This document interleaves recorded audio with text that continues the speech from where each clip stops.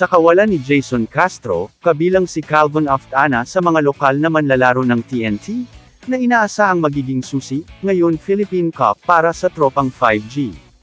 Bagamat malawak na nakikitang kawalan para sa TNT ang kawalan ni Jason Castro, pagkakataon din ito para sa iba pang lokal na crew, na umakyat at kunin ang leadership mantle, para sa kanilang inaasam na Grand Slam. Kabilang sa mga inaasahang mag-aangat sa TNT, ay si Calvin Aftana, na umalangaw-ngaw sa damdamin ng lahat, na kailangan ng buong koponan, upang punan ang bakante na iniwan ng nasugatang TNT star, na si Jason Castro.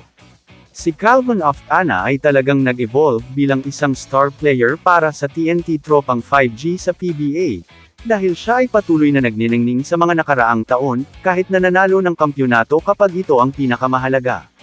Mula nang sumali sa TNT, naging makabuluhan ang kanyang epekto, na minarkahan ng mga kahangahangang pagtatanghal, at individual na pagkilala.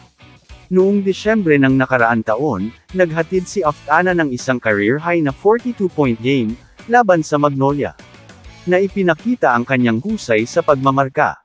Ang kahangahangang pagganap na ito, ay nakakuha sa kanya ng PBA Player of the Week citation. Ang kanyang pare-parehong kontribusyon ay naging mahalaga sa tagumpay ng TNT, kabilang ang isang kapansin-pansing tagumpay laban sa Barangay Ginebra, kung saan siya ay umiskor ng 32 puntos. Ang versatility ni Aftana ay kitang-kita sa kanyang kakayahang maglaro ng maraming posisyon, kabilang ang small forward, power forward, at shooting guard, noong mga taon niya sa kolehiyo.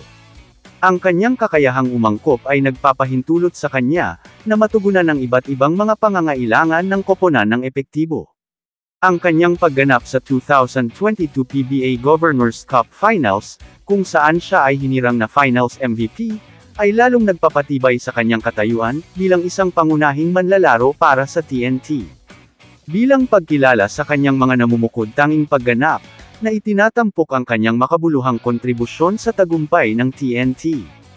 Ang kanyang pare-parehong high-level play ay naging instrumento sa pagtatatag ng TNT, bilang isang mabigat na koponan sa PBA. Sa pangkalahatan, binibigyang diin ng mga pagtatanghal at pagkilala ni Calvin Aftana, ang kanyang pag-unlad bilang isang star player para sa TNT, na makabuluhang nag-aambag sa mga tagumpay ng koponan sa mga nakaraang season. Kamusta mga idol? Sports Zone PH para sa sports news and update. Kung bago ka pa lamang dito sa channel ko, pindutin mo na ang subscribe button at notification bell para lagi kang update sa mga sports news.